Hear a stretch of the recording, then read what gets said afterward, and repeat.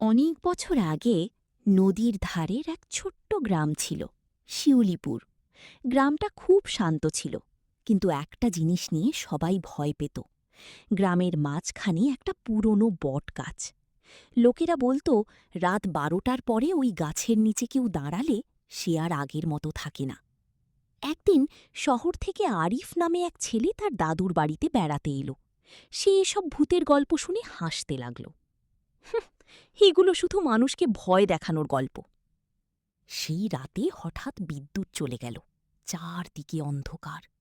আরিফ জানালা দিয়ে দেখল বটগাছটার নিচে একটা সাদা কাপড় পরা মেয়ে দাঁড়িয়ে আছে। মেয়েটা হাত তুলে ইশারা করল।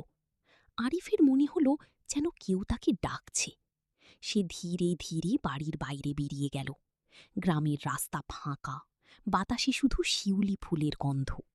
যত সে গাছটার কাছে যাচ্ছিল তত ঠান্ডা বাড়ছিল। হঠাৎ মেয়েটা বলল, তুমি কি আমাকে দেখতে পাচ্ছ? আরিফ থেমে গেল। মেয়েটার মুখ দেখা যাচ্ছিল না, চুলে পুরো মুখ ঢাকা। সে কাঁপা গলায় বলল, "কি কি তুমি?" মেয়েটা ধীরে ধীরে মুখ তুলল, কিন্তু মুখে কোনো চোখ, নাক, মুখ কিছুই নেই, শুধু ফ্যাকাশে সাদা চামড়া। আরিফ চিৎকার করে পিছিয়ে গেল। হঠাৎ চারপাশ থেকে ফিস ফিস শব্দ আসতে লাগল। ঠিকই যাও, ঠিকই যাও। বটগাছের ডালগুলো যেন নিজে থেকেই নড়তে লাগল। আরিফ দৌড়ে বাড়ি ফিরে দরজা বন্ধ করল। সারা রাত সে ভয়ে কাঁপতে লাগল।